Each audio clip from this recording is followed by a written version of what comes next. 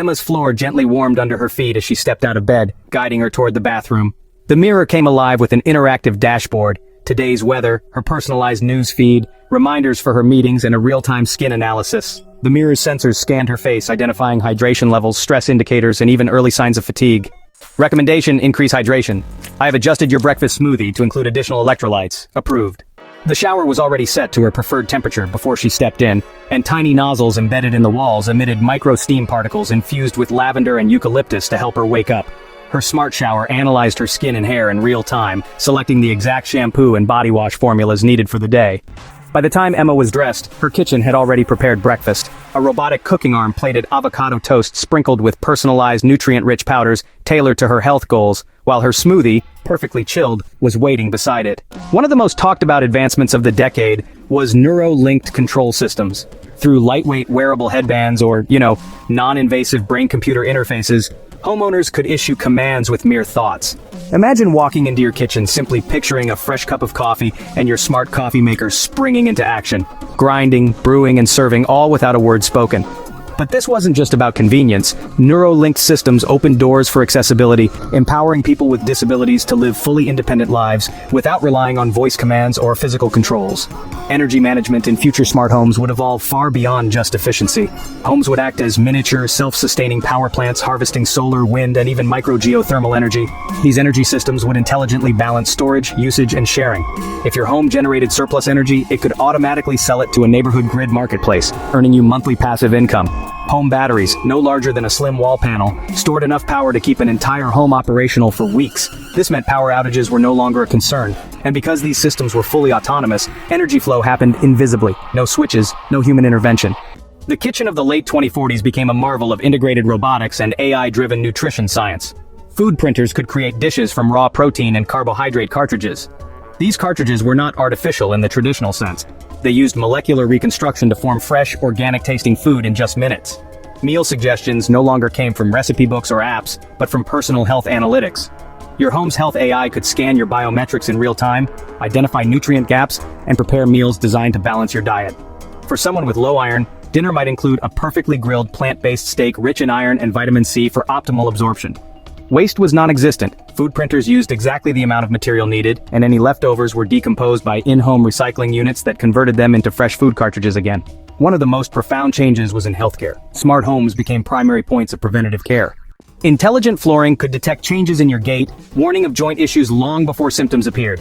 Air monitoring systems identified potential respiratory irritants and adjusted ventilation instantly. The most groundbreaking feature was continuous non-invasive medical scanning.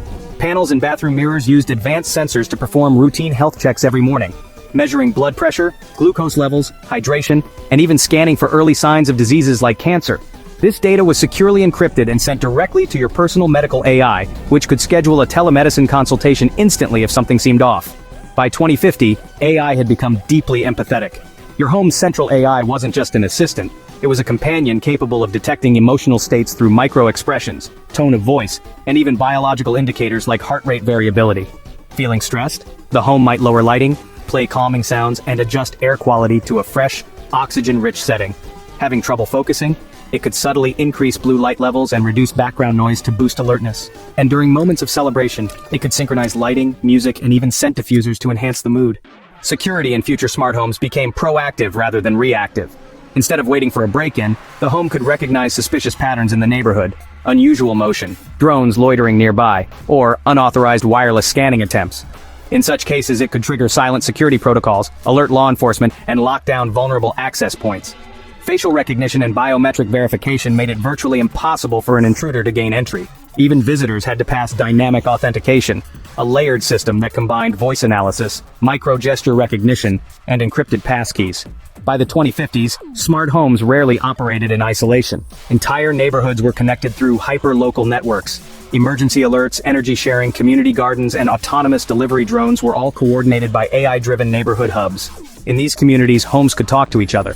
If your neighbor's solar panels generated excess power, your home could automatically draw from it during a cloudy day. No paperwork, no manual arrangement. Community security was also integrated, so suspicious activity in one area instantly alerted the entire network. Let's step into the life of one fictional family, the Johnsons, living in a mid-sized U.S. city in the year 2055. At 6:45 a.m., the house gently wakes Sarah Johnson with sunlight simulation, soft ambient music, and the faint scent of fresh coffee. Her biometric scan during the night detected a slight drop in her magnesium levels, so breakfast includes a magnesium-rich smoothie and whole-grain toast, prepared automatically.